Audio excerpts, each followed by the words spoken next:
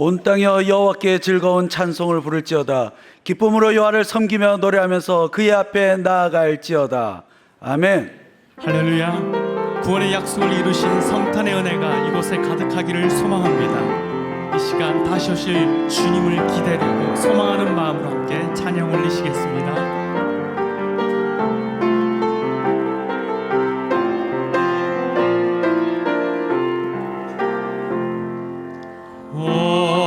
오랫동안 기다리던 주님 강림하셔서 죄에 매인 백성들을 자유 얻게 하시네.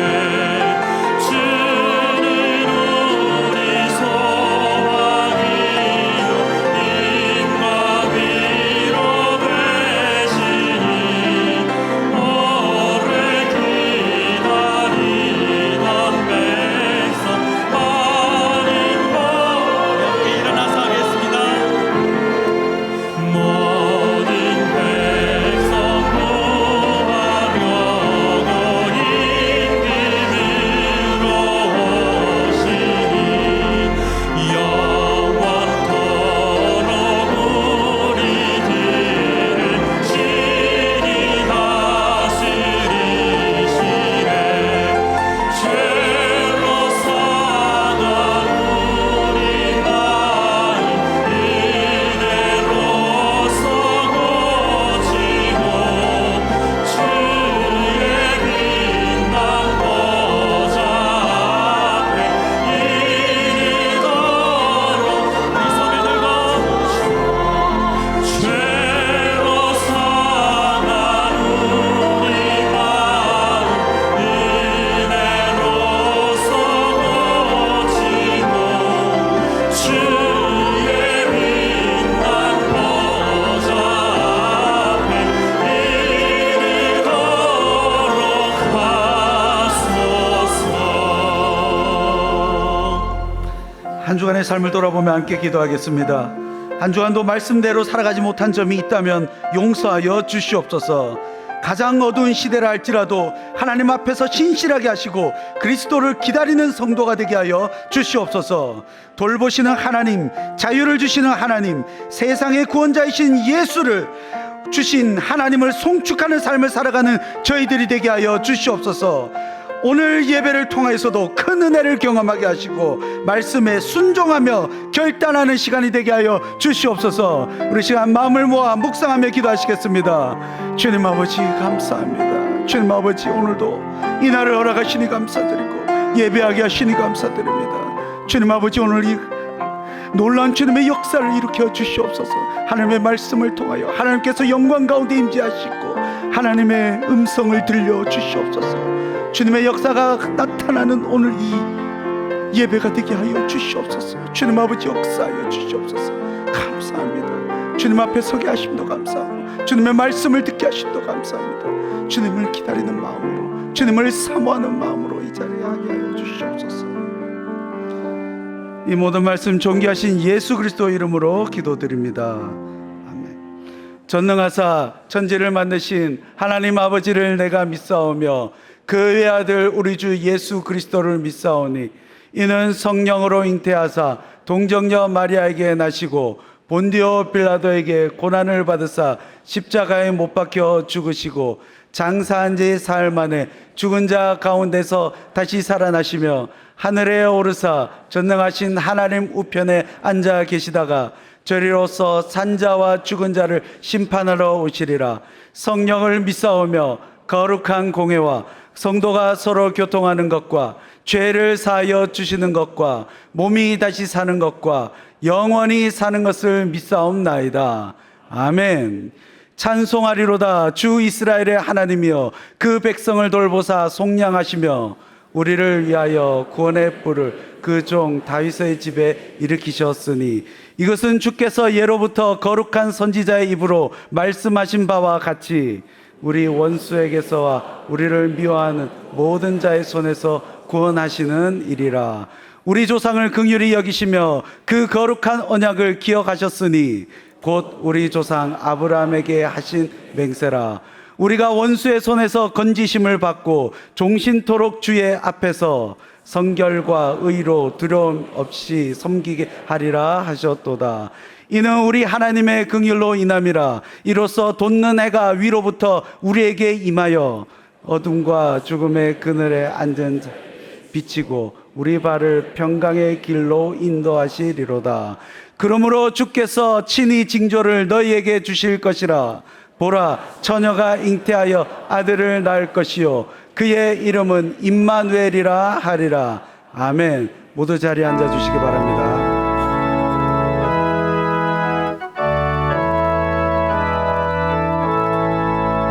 참 반가운 성도여 다 이리 와서 베들레헴 성 안에 가봅시다. 저 고요에 놓이신 아기를 보고 엎드려 절하세 엎드려 절하세 엎드려 절하세 구주 나셨네. 저 천사여 찬송을 높이 불러서 이 광활한 천지에 울리어라. 주 하나님 앞에 영광을 돌려 엎드려 절하세 엎드려 절하세 엎드려 절하세 구주 나셨네. 이 세상에 주께서 탄생할 때에 참신과 참사랑이 되시려고 저동정녀 몸에서 나시었으니 엎드려 절하세 엎드려 절하세 엎드려 절하세 구주 나셨네. 여호와의 말씀이 육신을 입어 날 구원할 구주가 되셨도다.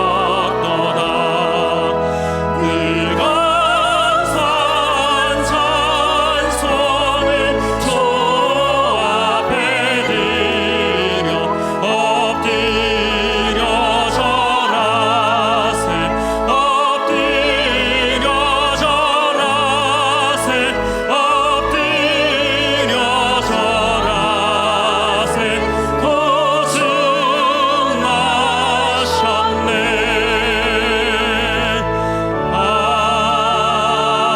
아멘.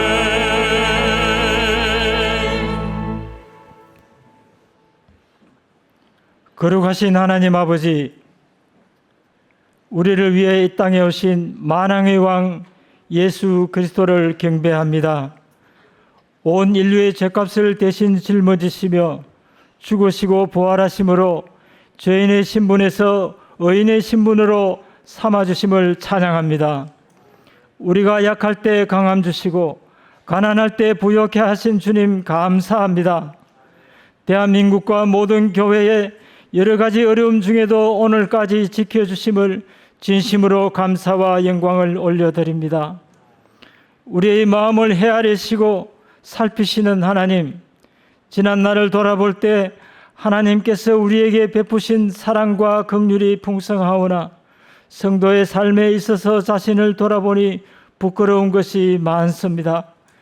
저희에게 맡기신 사랑의 실천을 하는 중에 말에나 일에나 섬김에 있어 예수님의 사랑과 긍휼로 행하지 아니하고 주님의 영광을 가리운 것들을 용서하여 주옵소서.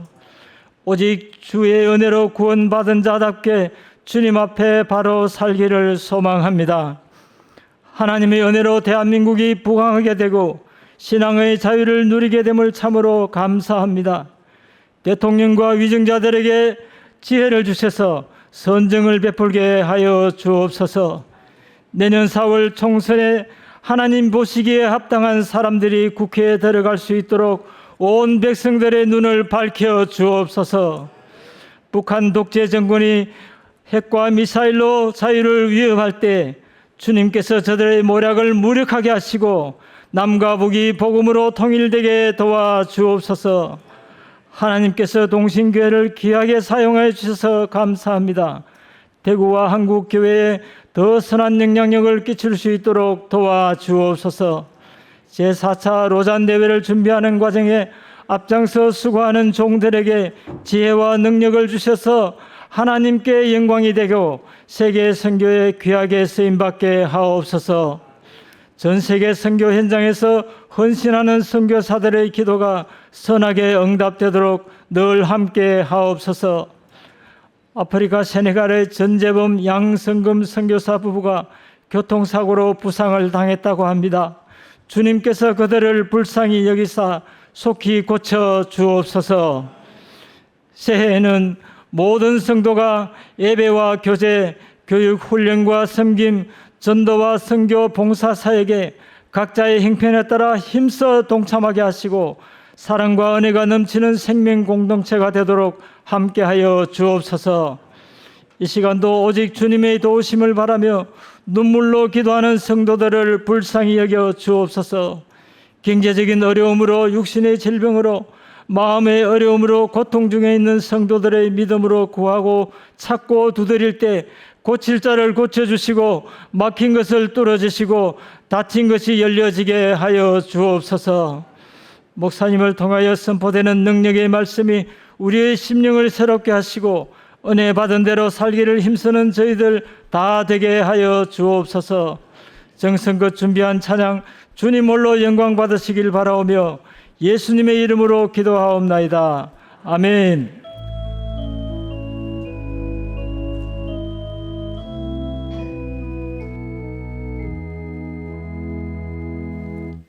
아기 축복기도 드리겠습니다. 오준혁 성도님, 윤혜민 성도님, 딸 오지우 교회 처음 나왔습니다. 생명의 주권자 되신 하나님, 이렇게 아름답고 귀한 딸을 창조하시고 이 땅 가운데 보내신 주님의 은혜에 감사드립니다. 험한 세상 살아갈 때에 주님께서 이 딸의 평생을 지켜주시고 하나님의 특별한 은혜와 보호 아래 자라갈 수 있도록 인도하여 주시옵소서. 하나님께 큰 영광이 되게 하시고 부모와 가족들에게 기쁨과 자랑이 되는 존귀한 인생 되게 하여 주시옵소서. 이방의 빛으로 오신 예수님, 이스라엘의 영광으로 오신 그 예수님을 세상 가운데 선포하여서 많은 사람들을 옳은 길로 인도하는 귀한 인생 되게 하여 주시옵소서. 감사드리고 예수님의 이름으로 기도드립니다. 아멘. 이 시간 출산 장려금 드릴 때 박수로 축하해 주시기 바랍니다. 12월 24일 넷째 주 대구 동신교회 주간 뉴스입니다. 지난 12월 10일 대구 동신교회에서는 장애인과 동행하는 선한 일터 기증 캠페인 굿일스토어 기증 행사가 있었습니다. 이날 캠페인에는 많은 성도님들이 동참하여 총 1,815개의 기증 봉투가 전달되었고 1억 600만 원 상당의 기부 수익으로 67명의 근로장애인들의 한 달 급여를 제공할 수 있었습니다. 또한 기증부스 옆에서 진행된 장애아동 응원 캠페인을 통해 6명에게 매월 재활 교육비를 제공할 수 있게 되었습니다. 지난 12월 15일 금요 기도 폭풍 집회에서는 제자 사역 훈련, 베스트 성경대학, 성경을 따라가는 조직 신학, 예수생명 리딩 바이블 수료식이 있었습니다. 이날 수료식에서는 제자 사역 훈련생 116명, 베스트 성경대학 3,044명, 성경을 따라가는 조직 신학 138명, 예수생명 리딩 바이블 737명의 훈련생들이 훈련을 수료하였습니다. 또한 12월 11일부터 13일까지 3일간 기쁨홀에서는 예수생명 리딩 바이블 겨울 신약 성경 통독 학교가 진행되었습니다. 마태복음부터 요한계시록까지 함께 일독하면서 분주한 연말에 하나님께 집중하는 시간을 가졌습니다. 12월 10일에는 제7기 성경을 따라가는 조직신학 훈련도 마쳤습니다. 리마인드 수강생 포함하여 총 138명이 14주간의 강의를 통해 성경론부터 종말론까지 체계적으로 생각의 틀을 채우는 유익한 시간이 되었습니다. 한 해의 교육과 훈련에 참여해 주신 성도님들께 감사드리며 수료하신 모든 분들이 예수 생명이 약동하는 생명 사역자의 삶을 살기를 소망합니다. 대구 동신 세계선교회에서는 성도님들이 함께 마음 모아 주신 성탄 선물을 전 세계 선교사님들께 발송하였습니다. 이번 성탄 선물에는 원로 목사님의 저서와 고향을 느낄 수 있는 음식들, 건어물, 삼계탕 재료, 고추장, 된장 등이 포함되어 있습니다. 세계적인 경제 불황과 전쟁의 소식에도 불구하고 부르심 따라 생명 선교를 감당하고 계신 선교사님들을 위해 함께 마음 모아주신 모든 성도님들께 감사드립니다. 정기당회가 사부 예배 후 당회원실에서 있습니다. 원로 은퇴 장로회 원례회가 2부 예배 후 은퇴 장로실에서 있습니다. 1, 2 권사회가 3부 예배 시 해당 장소에서 있습니다. 성탄 축하 예배가 12월 25일 월요일 오전 10시 비전관 생명홀에서 있습니다. 예배 시 직분자 은퇴 및 명예권사 추대식이 있습니다. 송구영신 예배가 12월 31일 주일 오후 8시 비전관 생명홀에서 있습니다. 신년 특별 기도 폭풍 집회가 2024년 1월 5일부터 26일까지 4주간 금요기도 폭풍 집회 시 있습니다. 성도님들의 많은 참여 바랍니다. 2023년 한 해 동안 설교 노트를 40회 이상 작성하신 분께 12월 31일 주일에 본관 1층에서 선물을 드릴 예정이 오니 설교 노트를 미리 준비해 주시기 바랍니다. 생명저금통을 12월 24일과 31일 주일에 본관 1층 로비에서 회수하오니 가정에서 모은 저금통을 가져다 주시기 바랍니다. 선교 낱말 퀴즈 당첨자들은 선교회 홈페이지에서 확인하셔서 선물을 받아가시기 바랍니다. 이마트 지역단체 마일리지 적립을 위해 영수증을 제출하실 분들은 본관 1층 로비에 비치된 신청함에 제출해 주시기 바랍니다.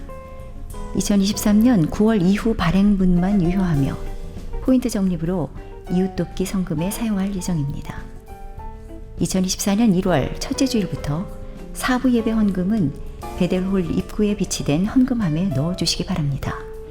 사부 예배 중에는 헌금 시간이 따로 없습니다. 2024년 교회학교, 겨울성경학교 및 수련회 일정 안내입니다. 부서별 일정을 확인하시고 기도해 주시기 바랍니다. 2024년 교회 달력이 본관과 비전관 1층 로비에 비치되어 있으니 가정당 한 부씩 가져가시기 바랍니다. 교우 경조사 및 감사 인사입니다. 청년 아포슬 김기만 군과 윤수아 양의 결혼을 축하해 주셔서 감사드립니다. 진현 선교사의 모친 장례에 위로해 주심을 감사드립니다. 자세한 사항이나 모집 안내는 주보를 참고해 주시기 바랍니다. 장례 광고입니다. 40중그룹 구사랑방 권현숙 집사의 시부께서 소천하셨습니다. 빈소는 영남대학교 의료원 장례식장 202호실이고 위로 예배는 12월 24일 오늘 오후 4시 30분입니다. 발인 예배는 12월 25일 오후 12시입니다. 성도님들의 많은 위로 부탁드립니다. 이 시간 준비하신 헌금을 하나님께 드리겠습니다.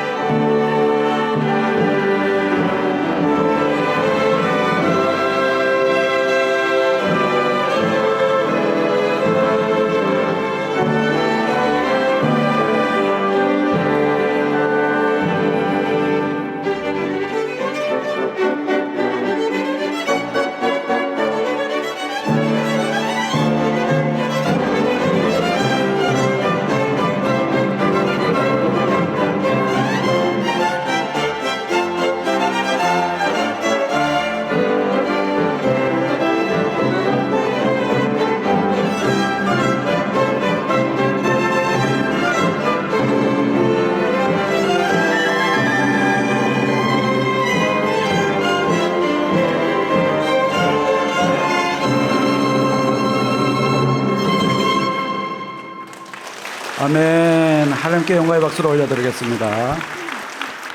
봉헌하겠습니다.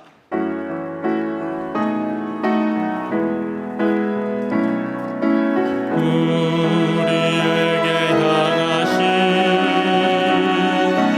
여호와의 인자심이 기노 기노라 기시노라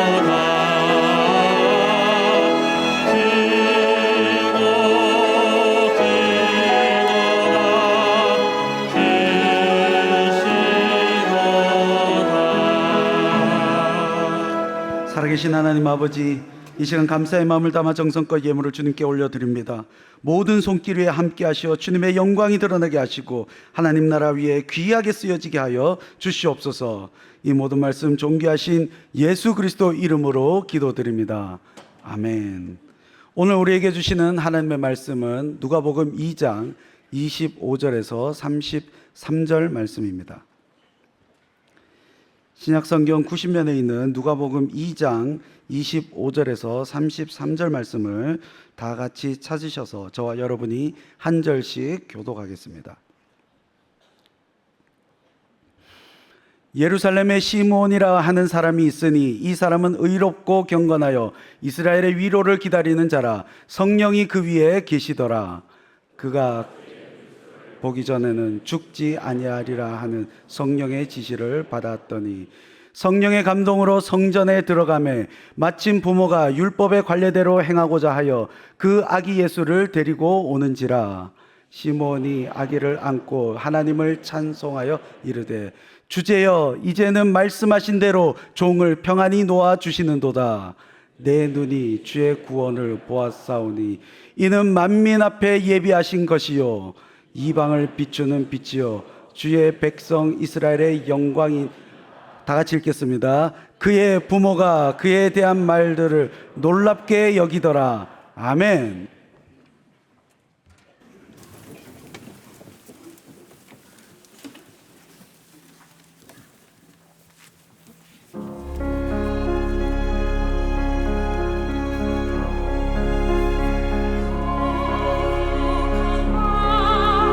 별빛이 찬란하네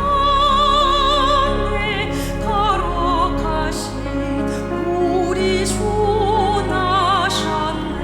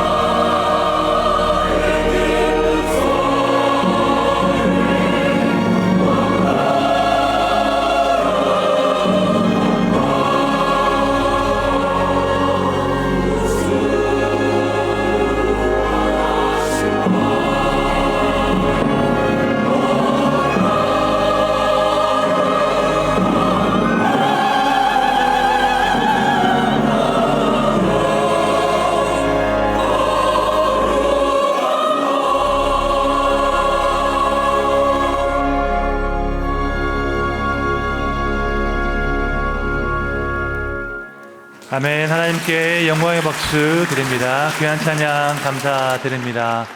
현장에서 그리고 온라인으로 주일 2부 예배 나오신 여러분들을 주님의 이름으로 환영합니다. 이방의 빛으로 이스라엘의 영광으로 오신 우리 예수님을 기뻐하고 예배하는 귀한 성탄절 되시기를 주님의 이름으로 축원합니다. 네, 지난 금요일에 성탄 축하 발표회가 있었습니다. 현장에서 보신 분들 혹은 또 온라인으로 보신 분들 아시겠지만 무슨 전문 공연단이 와서 발표할 처럼 느껴질 정도로 너무너무 아름답고 귀한 발표회였습니다. 혹시 못 보신 분들은 교회 우리 유튜브 홈페이지에 가시면은 전체 실황 영상이 있으니까 꼭 보시기를 바랍니다. 이 발표회를 위해서 너무 많은 분들 수고해 주셨는데 우리 교육위원회 교육자분들과 또 우리 교사분들을 위해서 우리 함께 격려하는 박수를 드렸으면 좋겠습니다. 네, 내일 성탄 축하 예배는 오전 10시에 시작하는데요. 9시 45분부터 찬양이 시작됩니다. 그러니까 조금 더 일찍 오셔서 함께 찬양으로 성탄 축하 예배를 준비했으면 좋겠습니다. 우리 좌우에 계신 분들과 함께 인사 나누겠습니다. 성탄의 기쁨이 함께하기를 축복합니다. 인사하겠습니다.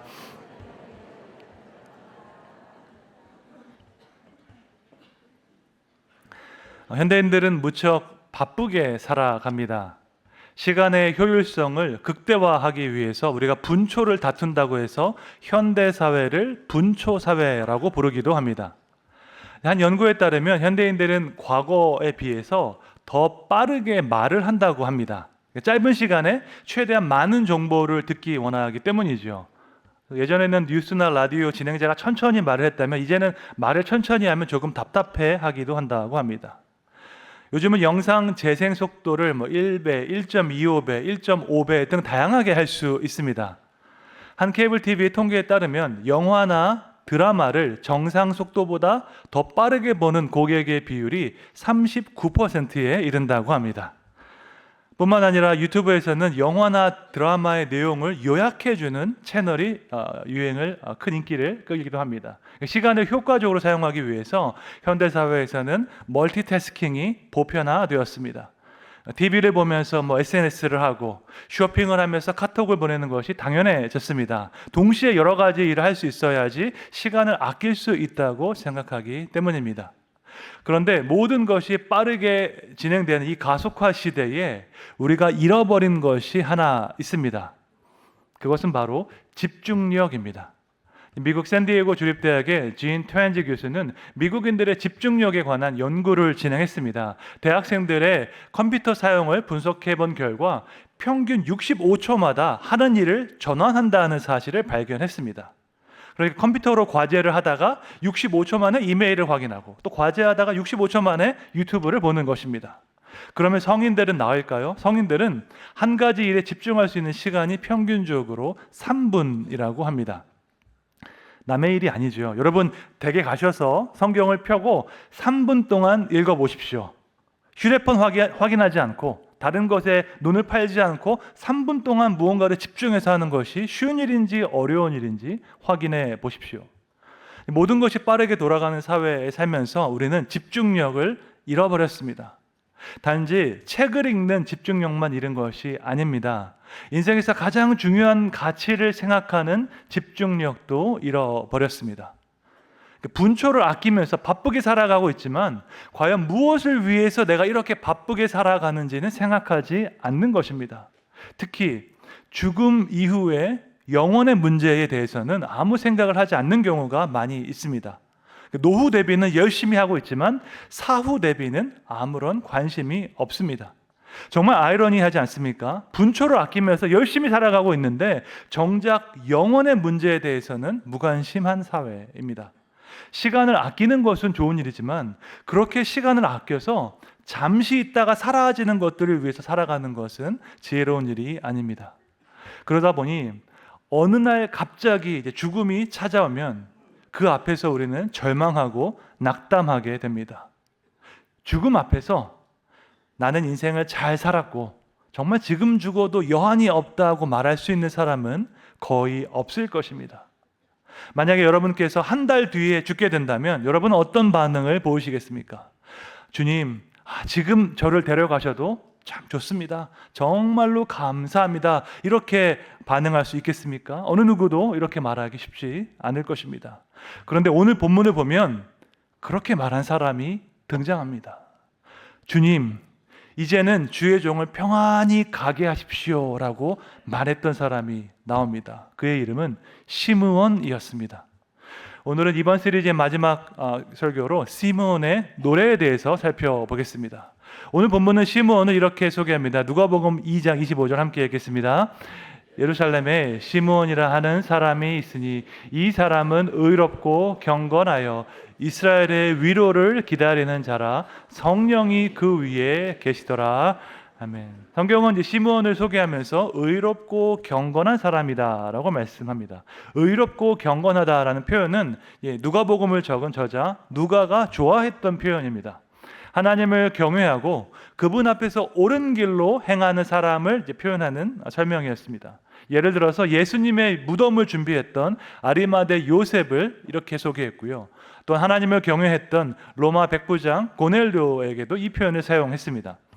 시므온이 사실은 성경에서 딱 이 구절에만 등장하기 때문에 그가 어떤 사람인지는 다 알 수 없습니다. 다만 누가는 시므온이 의롭고 경건하다고 소개함으로써 그가 아리마대 요셉, 고넬료와 동일한 믿음을 가진 사람이라고 말하고 있습니다.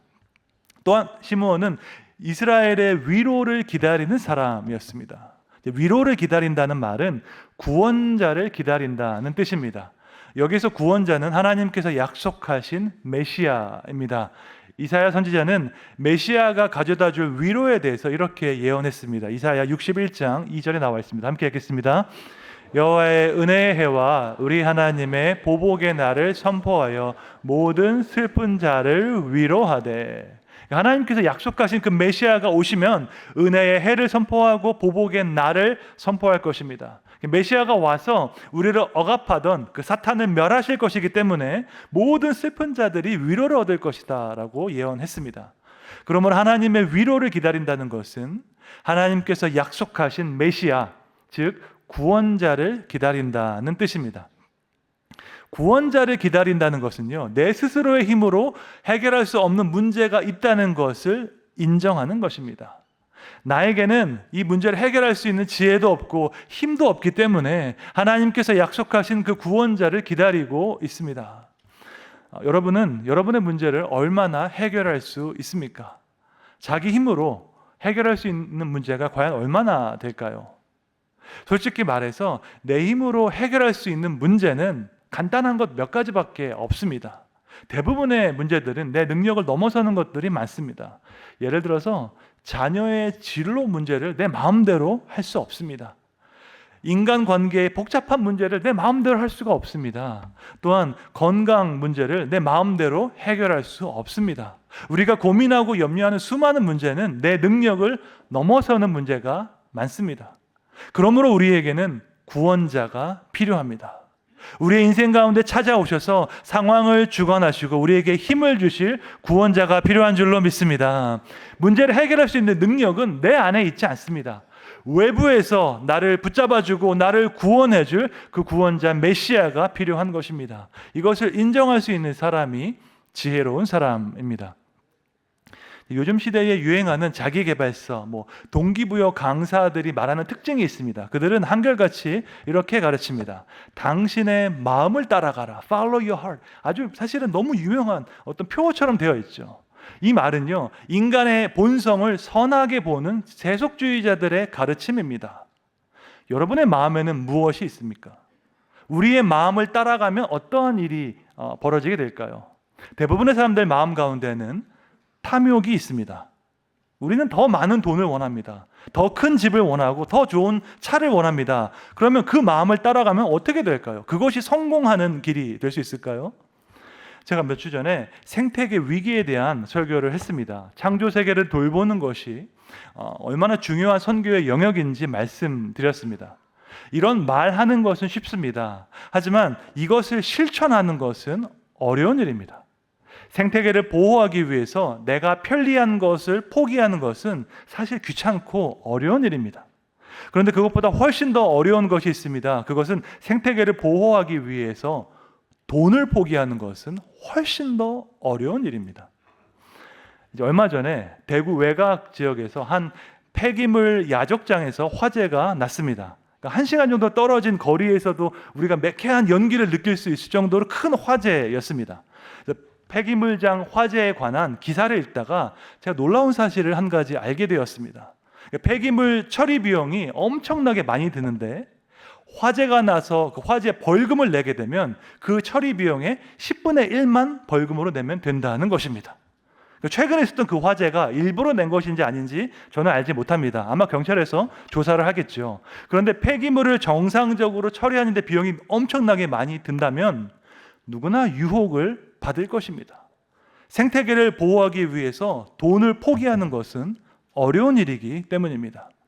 하나님을 믿는 우리도 돈의 유혹을 거절하는 것이 어려운데 하물며 하나님을 믿지 않는 사람은 얼마든지 돈을 위해서 올바르지 않은 일을 할 수 있습니다. 그래서 저는 당신의 마음을 따라가라 같은 조언은 믿지 않습니다. 우리의 마음은 타락했기 때문에 절대로 그 마음을 따라가서 이 사회의 문제를 해결할 수가 없습니다. 타락한 인간에게는 죄의 유혹을 이길 수 있는 그런 힘이 없기 때문입니다. 멀리 갈 것도 없습니다. 내년에 치러질 미국 대통령 선거만 봐도 알 수 있습니다. 제 미국 친구들은 현재 후보들을 보면서 탄식하고 있습니다. 아니, 세계 최강대국이란 나라에 이렇게 인물이 없는가 탄식하고 있습니다. 타락한 인간에게는 소망이 없습니다. 우리 앞에 산적한 문제를 우리 힘으로 해결할 수 없습니다. 그래서 우리에게는 구원자가 필요한 줄로 믿습니다. 하나님의 위로를 가져다 줄, 또 잃어버린 소망을 회복해 줄 구원자가 필요합니다. 시므온은 그 구원자를 기다리는 사람이었습니다. 두 번째로 오늘 본문은 시므온에 대해서 한 가지 더 말하고 있습니다.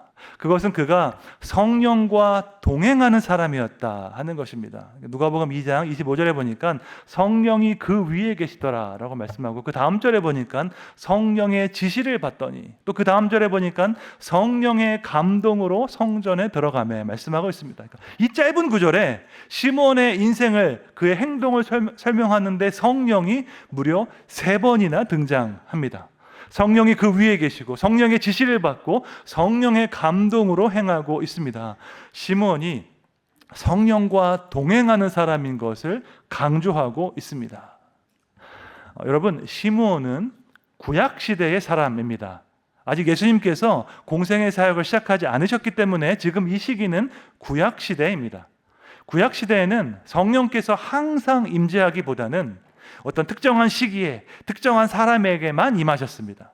구약에 보면 하나님의 영, 여호와의 영이 특정한 사람에게 임했는데 그 순간 놀라운 힘을 발휘해서 하나님의 뜻을 이루게 되었습니다. 가장 대표적으로 사사기를 보면 하나님께서 이스라엘 사사를 통해 일하실 때 여호와의 영이 임했다라는 표현이 자주 나옵니다. 사사기 14장 19절에 나와 있습니다. 함께 읽어보겠습니다. 여호와의 영이 삼손에게 갑자기 임하심에 삼손이 아스글론에 내려가서 그곳 사람 30명을 쳐 죽이고 노략하여 수수께끼 푼 자들에게 옷을 주고 심히 노하여 그의 아버지 집으로 올라갔고. 그러니까 여호와의 영이 삼손에게 갑자기 임하자 그가 놀라운 일을 해냈습니다. 평소에는 할 수 없는 그 일을 하게 된 것입니다. 하나님의 뜻을 이루기 위해서, 이스라엘을 구원하기 위해서 성령께서 역사하신 것입니다. 이것이 바로 구약시대 때 성령께서 역사하시는 방법이었습니다. 그런데 시므온에게는 성령이 그 위에 계셨다라고 말씀하고 있습니다. 어떤 특정한 시기에만 성령께서 계신 것이 아니라 지속적으로 성령과 동행하는 삶을 살아간 것을 뜻합니다. 여러분, 어려운 일이 있을 때만 기도하는 사람이 있고 평소에도 지속적으로 기도하는 사람이 있습니다. 그러면 누구의 신앙이 더 견고할까요? 사실 이건 질문할 필요도 없는 문제이죠. 어려운 일이 있을 때 기도하는 건 좋은 일입니다. 하나님께서 그 기도에 응답하십니다. 하지만 그것보다 훨씬 더 귀한 것은 평소에도 지속적으로 기도하는 것입니다. 평소에 지속적으로 성령님과 동행하는 것이 진정한 영성의 대가가 되는 길입니다. 뇌과학자들은 멘탈 트레이닝과 피지컬 트레이닝이 비슷한 점이 많다고 주장합니다. 그러니까 몸을 훈련하는 원리와 우리의 생각을 훈련하는 원리가 비슷한 점이 많다는 것이죠. 우리가 헬스장에 가서 운동을 하루 동안 열심히 한다고 갑자기 근육이 생기지 않습니다. 오랜 기간 동안 꾸준히 인내하고 운동해야지, 그래야지 근육이 생깁니다. 반대로 전혀 운동하지 않고 폭음과 폭식을 하게 되면 몸이 망가지게 되겠죠. 낮과 밤이 바뀌어서 무절제한 생활을 하게 돼도 몸이 망가질 것입니다. 어떤 면에서 우리 몸은 상당히 정직합니다. 건강하게 먹고 건강하게 생활하면은 대체적으로 건강을 유지할 수 있습니다. 반대로 무절제하게 먹고 마시고 방탕하게 살면 건강을 잃어버리기 쉽습니다. 우리의 생각을 훈련하는 과정도 이와 비슷하다는 것입니다. 우리가 하루 동안 열심히 공부한다고 갑자기 머리가 좋아지지 않습니다. 하지만 오랜 기간 동안 인내하고 훈련하면 우리의 생각과 정신이 건강해질 수 있습니다. 생각에 힘을 기르기 위해서 뇌과학자들이 주는 3가지 조언이 있습니다. 첫째로 매일 묵상과 기도를 하라는 것이고요. 둘째로 충동에 저항하는 훈련을 하라는 것이고요. 셋째는 암기 훈련을 통해서 뇌에 적절한 자극을 주라는 것입니다. 그럼 어떻게 하면 이 3가지를 우리가 할 수 있을까요? 교회에서 제공하는 교육과 훈련에 동참하시면 되겠습니다. 제자 훈련, 사역 훈련에 동참하시면 매일매일 큐티하고요. 매일매일 기도하게 됩니다. 또한 충동에 저항하는 훈련도 할 수 있습니다. 밤 늦게까지 놀고 싶은 충동이 있는데 거기에 저항해서 일찍 자고 새벽 기도에 나오는 훈련을 할 수 있습니다. 뿐만 아니라 말씀 암송을 통해서 뇌에 적절한 자극을 줄 수도 있습니다. 이 모든 것이 성령과 동행하기 위한 훈련입니다. 어려운 일이 있을 때만, 특별한 때만 하나님을 찾는 사람은 사실 신앙이 잘 자라지 않습니다. 여러분 주변에도 그런 분들 많이 계실 거예요. 30년, 40년 신앙생활 했지만 신앙이 별로 자라지 않는 사람들이 있습니다. 왜 그럴까요? 성령과 동행하는 훈련을 받지 않았기 때문입니다. 평소에도 지속적으로 하나님을 구하고 말씀과 기도로 행하는 훈련을 받지 않았기 때문에 그렇습니다. 시므온은 성령이 그 위에 임한 사람이었습니다. 어떨 때는 성령으로 행하고 어떨 때는 내 마음대로 행하는 그런 사람이 아니었습니다. 평소에도 지속적으로 하나님과 동행하는 경건한 사람이었습니다. 다가오는 새해에는 성령과 동행하는 하나가 되시기를 축원합니다. 힘든 일 있을 때만 하나님 구하는 것이 아니라 평소에도 주님과 동행함으로써 주님께서 주시는 기쁨과 평안 안에 거하시기를 주님의 이름으로 축원합니다. 하나님의 위로를 기다리던 시므온은 성전에 가서 아기 예수님을 만나서 하나님께 찬송을 올려드렸습니다. 그 노래가 누가복음 2장 29절 30절에 나옵니다. 함께 읽겠습니다. 주제여 이제는 말씀하신 대로 종을 평안히 놓아주시는도다. 내 눈이 주의 구원을 보았사오니 아멘. 시므온의 찬송은 이렇게 시작됩니다. 이제는 말씀하신 대로 종을 평안히 놓아주십시오 라고 시작됩니다. 이것을 라틴어로 하면 nunc dimittis라고 합니다. 영어로 하면 now dismiss고요. 한국어로 하면은 이제 떠나게 하옵소서입니다. 그래서 시므온의 노래를 우리가 이제 학교에서 부를 때 라틴어 첫 2 단어로 nunc dimittis라고 부릅니다. 시므온은 평안하게 이제 죽을 준비를 맞이했다라고 말하고 있습니다. 주님께서 약속하신 그 구원자를 보았으니 이제 세상을 떠나도 좋다는 뜻이지요. 그토록 기다렸던 구원자를 내가 마주했으니 이제는 평안하고 행복하게 죽을 수 있다는 뜻입니다. 여러분은 이렇게 말하는 사람을 본 적 있습니까? 세상을 떠나면서 주님, 저는 정말로 평안하게 죽습니다. 정말로 저는 행복하게 죽습니다 라고 말하는 사람을 보신 적이 있습니까? 이렇게 죽음을 맞이하는 것은 결코 쉽지 않을 것입니다. 아무리 믿음이 좋아도 평안하고 행복하게 죽음을 맞이하는 것은 어려운 일입니다. 그런데 과연 평안한 죽음이라는 것이 가능할까요? 죽음이라는 단어와 평안이라는 단어가 과연 서로 같이 쓸 수 있는 단어일까요? 어떻게 우리가 인생을 살고 어떻게 인생을 마감하면 평안하게 죽을 수 있을까요? 사실 누구에게나 죽음이 두려운 것은 마찬가지입니다. 왜냐하면 어느 누구도 죽어본 적이 없기 때문입니다. 죽음 이후에 어떤 일이 벌어질지 아무도 모르기 때문입니다. 그런데 역사를 살펴보면 대의를 위해서 기꺼이 자기 목숨을 바쳤던 사람들이 있었습니다. 나라와 민족을 위해서, 가족을 위해서 기꺼이 자기 목숨을 들였던 사람들이 실제로 있었습니다. 그러면 그들은 평안하게 죽었을까요? 아니면 두려워하면서 죽었을까요? 만약에 누군가가 평안하게 죽었다면 그것이 어떻게 가능했을까요? 인생의 목적을 성취했으면 평안하게 죽을 수 있을 것입니다. 예를 들어서 일제시대 때 독립운동을 했던 사람들, 목숨을 바쳤던 분들이 계십니다. 그들은 죽음 그 자체를 두려워하지는 않았습니다. 독립운동의 목적을 이룰 수 있다면 내가 기꺼이 죽겠다라고 결단했습니다. 하지만 그들이 두려워했던 것이 있습니다. 그것은 목적을 이루지 못한 채 죽는 것이었습니다. 그렇게 죽는 것은 헛된 죽음이기 때문입니다. 우리 모두 마찬가지입니다. 목적을 이루기 위해서 죽는 것은 두렵지 않습니다. 가령 내 아이가 아픈데 만약에 내가 죽어서 내 아이가 살아날 수 있으면 그렇게 죽는 것은 두렵지 않습니다. 하지만 아무런 목적을 이루지 못하고 그냥 죽는 것, 헛되게 죽는 것은 두려울 것입니다. 그러므로 평안한 죽음을 논하기 위해서 우리가 반드시 생각해야 할 것이 있습니다. 그것은 우리 인생의 목적입니다. 우리 인생의 궁극적인 목적을 이루었다면 우리는 평안히 죽을 수 있을 것입니다. 그런데 그 목적을 이루지 못했다면 우리는 평안히 죽을 수 없을 것입니다. 그러므로 중요한 질문이 있겠죠. 여러분의 인생의 목적은 무엇입니까? 여러분은 무엇을 위해서 살아가십니까? 세상 사람들에게 이 질문을 한다면 아마 이렇게 대답할 것이죠. 뭐 잘 먹고 잘 사는 게 목적이지 무슨 다른 목적이 있겠습니까? 라고 답을 할 것입니다.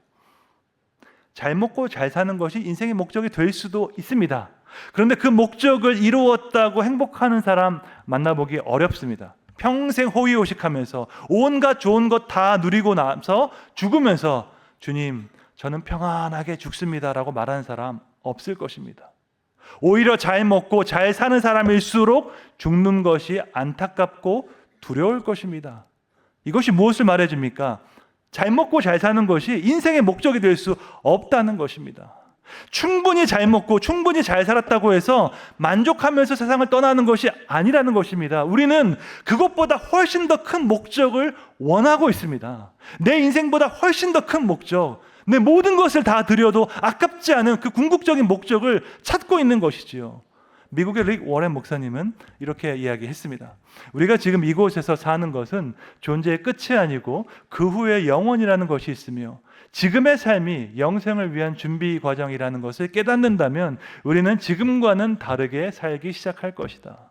영원의 빛 가운데 살면 우리의 가치관이 변한다고 이야기했습니다. 이 세상에서 잘 먹고 잘 사는 것이 인생의 목적이 될 수가 없습니다.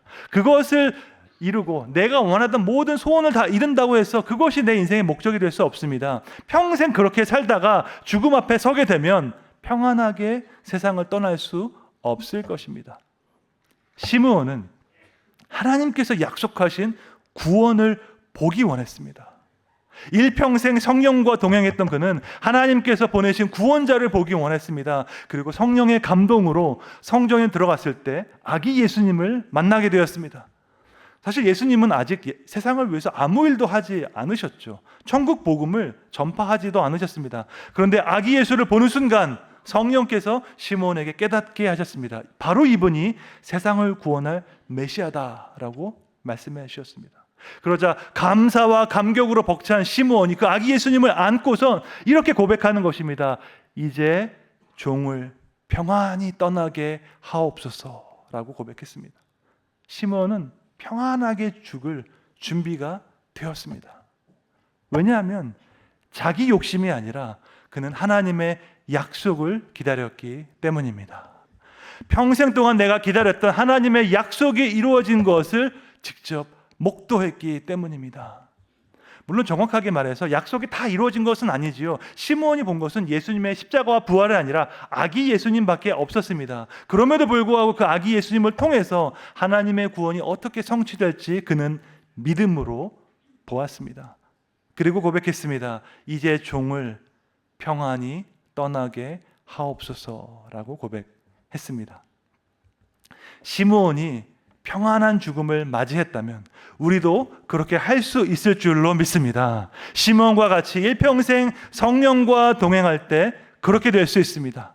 자기 욕심이 아니라 하나님의 약속을 기다리며 살 때 그렇게 될 수 있습니다. 우리에게 평안한 죽음을 주실 그 하나님을 바라보면서 오늘도 주님과 신실하게 동행하시기를 주님의 이름으로 축원합니다.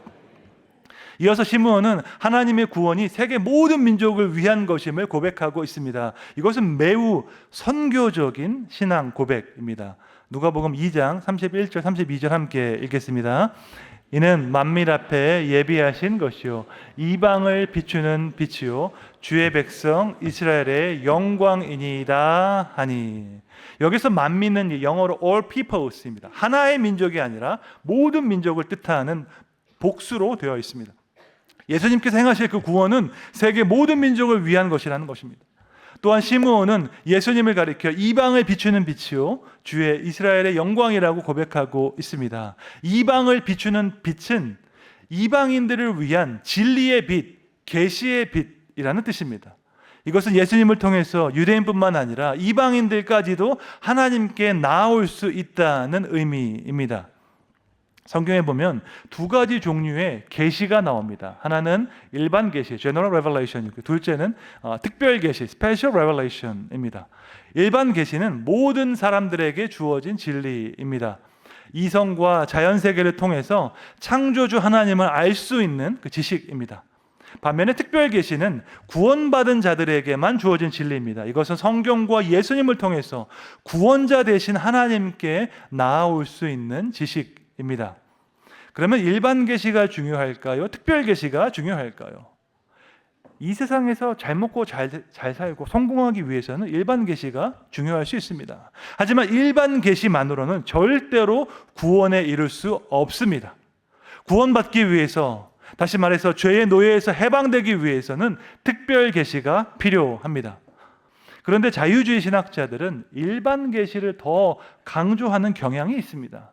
이성으로 이해될 수 있고 과학적인 연구로 이해될 수 있는 그 부분을 더 강조하는 것이 자유주의 신학자들입니다.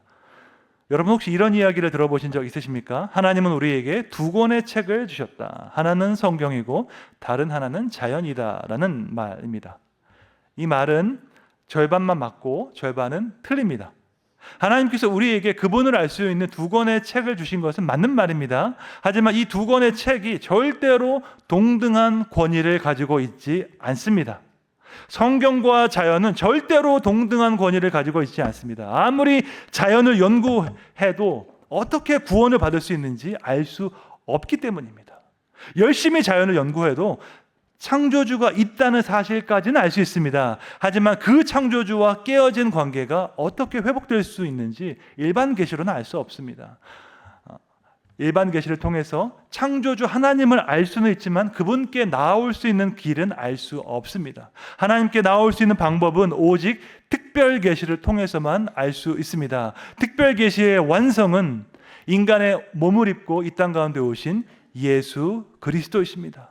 하나님의 말씀이 육신으로 오셨기 때문에 우리가 그분을 통해서 하나님께 나아갈 수 있게 된 것입니다. 요한복음 1장 14절에 나와 있습니다. 함께 읽겠습니다. 말씀이 육신이 되어 우리 가운데 거하심에 우리가 그의 영광을 보니 아버지의 독생자의 영광이요 은혜와 진리가 충만하더라. 아멘. 예수님께서 이 땅 가운데 오신 이유는 구원에 이르는 특별 계시를 주시기 위해서였습니다. 예수님을 이방의 빛으로 오셔서 이 땅 가운데 하나님의 영광을 볼 수 있도록 모든 사람들이 주님의 은혜와 진리 가운데 돌아올 수 있도록 행하셨습니다. 또한 시므온은 예수님께서 주의 백성 이스라엘의 영광이라고 고백했습니다. 성경에서 하나님의 영광이라고 하면요, 그분이 누구이신지 나타났다, 드러났다는 뜻입니다. 하나님의 구원, 하나님의 사랑, 하나님의 선하심이 나타나는 순간이 있습니다. 바로 그때가 하나님의 영광이 드러나는 순간입니다. 하나님께서 이스라엘에게 주신 사명이 있습니다. 그것은 하나님께서 어떠한 분이신지 이 세상 가운데 드러내는 것입니다. 하나님의 영광이 이스라엘 위에 임할 때에 세계 모든 민족이 하나님의 구원과 사랑을 알게 될 것입니다. 이런 의미에서 예수님께서 완성하신 구원은 이스라엘 민족에게는 큰 영광이 되는 것입니다. 이사야 60장 1절 3절에 그 예언이 나와 있습니다. 함께 읽겠습니다. 일어나라 빛을 발하라 이는 내 빛이 이르렀고 여호와의 영광이 내 위에 임하였음이니라. 보라 어둠이 땅을 덮을 것이며 캄캄함이 만민을 가리려니와 오직 여호와께서 내 위에 임하실 것이며 그의 영광이 내 위에 나타나리니 나라들은 내 빛으로 왕들은 비치는 내 광명으로 나아오리라. 아멘. 여호와의 영광이 우리 위에, 이스라엘 위에 임하는 이유가 있습니다. 그것은 어둠 가운데 하나님의 구원의 빛을 비추어서 세계 모든 민족이 하나님께로 돌아오게 하기 위함입니다. 어둠 가운데 빛이 나타나서 사람들이 하나님께로 인도한 사건이 성경에 나옵니다. 어디에 나올까요? 동방박사 이야기에 나옵니다. 동방박사는 바벨론 지역에 살고 있던 이방인들이었습니다. 그들은 율법의 기준으로 부정한 자들이었고 절대 성전에 들어올 수 없는 사람들이었습니다. 그런데 그들을 위해 별이 떠올랐습니다. 어둠 가운데 빛나는 그 별을 따라서 동방박사 세 사람이 아기 예수님께 나아왔습니다. 우리도 이와 같이 사람들을 예수님께로 인도하는 별이 되어야 할 줄로 믿습니다. 거창하고 뭔가 위대한 일을 해야 한다는 부담감 가질 필요 없습니다. 우리가 할 수 있는 범위에서 최선을 다해서 순종하면 됩니다. 우리 주변의 어려운 이웃들 섬기는 일에 적극적으로 동참하시면 됩니다. 구딜스토어에 물품을 기부해서 장애인들의 자립을 도우면 됩니다. 여러분이 한 주에 기부한 물품의 가치가 1억 원이 넘는다니 얼마나 놀라운 일입니까? 이것은 판매 수익금이 아니기 때문에 실제로 판매를 한다면 2배, 3배 이상의 큰 가치를 가질 것입니다. 또한 우리 교회 청년들은 매년 사랑의 연탄 봉사를 하고 있습니다. 지난주 토요일에 날씨가 엄청 추웠는데 청년 40명이 대구 신천동에 가서 사랑의 연탄 1200장을 나누고 성금 500만 원을 기부했습니다. 추운 날씨에도 얼마나 기쁜 표정으로 봉사하는지 이 사진을 보고 있으면 큰 감동을 받을 수 있습니다. 이것이 바로 하나님의 영광을 나타내는 일입니다. 우리의 사랑과 기도와 섬김을 통해서 하나님의 사랑이 얼마나 놀라운지, 하나님께서 얼마나 선하신지 드러내는 것입니다. 여러분, 말로만 하는 사랑에는 힘이 없습니다. 행함과 진실함이 있는 사랑에 큰 힘이 있습니다. 하나님께서 우리를 사랑한다고 하실 때 말로만 사랑한다고 하지 않으셨습니다. 그분의 사랑이 얼마나 큰지 보여주시기 위해서 하나뿐인 아들 예수님을 이 땅 가운데 보내주셨습니다. 예수님은 이방을 비추는 빛으로 오셔서 구원에 이르는 길을 보여주셨습니다. 어둠 가운데 길을 잃은 자들이 하나님께 나올 수 있도록 세계 모든 민족을 위한 구원의 길을 열어주셨습니다. 이것은 하나님의 택한 백성 이스라엘의 영광이 되었습니다. 하나님이 누구이신지 드러내는 것이 이스라엘의 사명이었기 때문입니다. 구약의 마지막 시대를 살아갔던 시므온은 성령과 동행하며 신실하게 살아갔습니다. 일평생 주님께서 약속하신 그 구원자를 기다렸던 그는 아기 예수님을 안고서 고백하기를 이제 저를 평안히 가게 하옵소서라고 고백했습니다. 이방의 빛으로 이스라엘의 영광으로 오신 그 예수님을 찬양하며 세계 모든 민족을 위한 하나님의 구원을 선포했습니다. 내일 성탄절을 맞이하면서 우리도 동일한 마음으로 나아가야 할 줄로 믿습니다. 어둠 가운데 길을 잃어버린 자들을 하나님께로 인도하는 하늘의 별과 같은 선교적 사명을 감당하시기를 주님의 이름으로 축원합니다. 우리의 말과 행실을 통하여서 하나님의 사랑이 세상 가운데 나타나서 하나님이 얼마나 선하시고 자비로우신지 나타내시기를 주님의 이름으로 축원합니다. 우리 함께 찬송 부르겠습니다.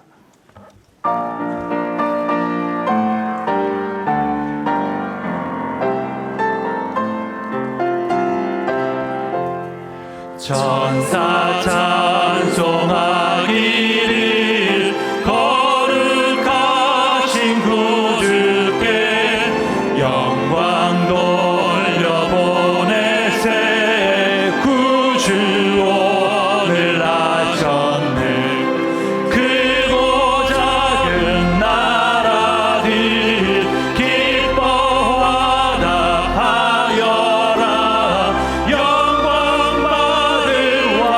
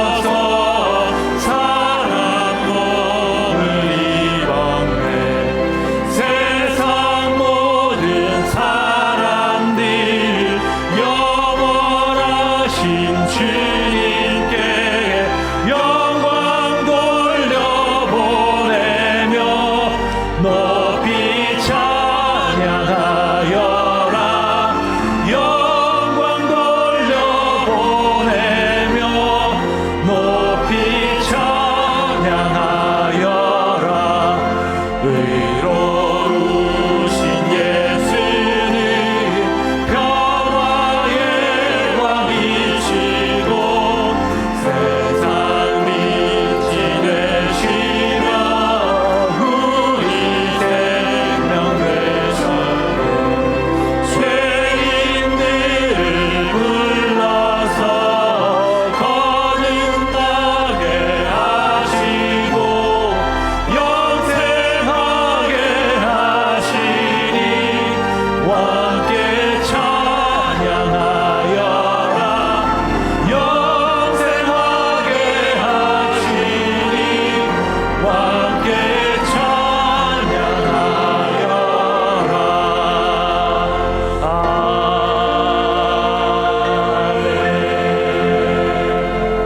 자비로우신 하나님, 우리 힘으로 해결할 수 없는 죄의 문제를 위해 구원자 예수 그리스도를 보내주심에 감사드립니다. 이방의 빛으로 이스라엘의 영광으로 이 땅 가운데 오신 예수님을 찬양하고 경배합니다. 일평생 하나님의 약속을 기다렸던 시므온이 그 약속의 성취를 보고 평안히 죽음을 맞이했던 것을 기억합니다. 우리도 언젠가 세상을 떠나게 될 때 하나님께서 주신 인생의 목적을 성취함으로 평안한 죽음을 맞게 해 주시옵소서. 한 번뿐인 인생, 연습이 없는 인생을 살아갈 때 순간적인 충동이 아니라 영혼의 빛 가운데 살아가게 해 주시옵소서. 우리 교회에 하나님의 사랑과 은혜를 세상 가운데 도려내는 교회가 되게 하심을 감사드립니다. 어둠 가운데 길을 잃은 자들을 하나님께로 인도하는 하늘의 별과 같은 선교적 사명을 감당하게 해 주시옵소서. 우리의 말과 행실과 믿음과 정절을 통해서 오직 하나님의 선하심과 인자하심만을 드러내게 해 주시옵소서. 간절한 기도의 제목을 가지고 나온 성도들을 기억하여 주시고 주님의 긍휼과 자비를 부어 주시옵소서. 건강의 문제, 사업의 문제, 경제적인 문제, 자녀의 문제를 위해서 기도합니다. 우리 힘으로 감당할 수 없는 문제를 하나님께 올려드리니 광야의 길을, 사막의 강을 내시는 주님의 크신 능력을 나타내 주시옵소서. 추운 날씨 가운데 우리 어르신들의 건강을 지켜주시고 마지막까지 나라와 민족을 위해, 교회를 위해 기도하는 중보자로서 귀하게 사용해 주시옵소서. 우리의 영원한 소망 되시는 예수님의 이름으로 기도드립니다. 아멘. 주 예수 그리스도의 은혜와 하나님 아버지의 무한하신 사랑과 성령님의 감화, 감동, 위로, 교통, 영적인 잠을 깨우시는 역사가 어둠 가운데 길을 잃은 자들에게 이방의 빛으로 이스라엘의 영광으로 오신 예수님을 증거하고자 다짐하는 동신교회 모든 성도들 위해, 전 세계에서 복음을 전하시는 선교사님들 위해 이제부터 영원까지 함께 있을지어다. 아멘.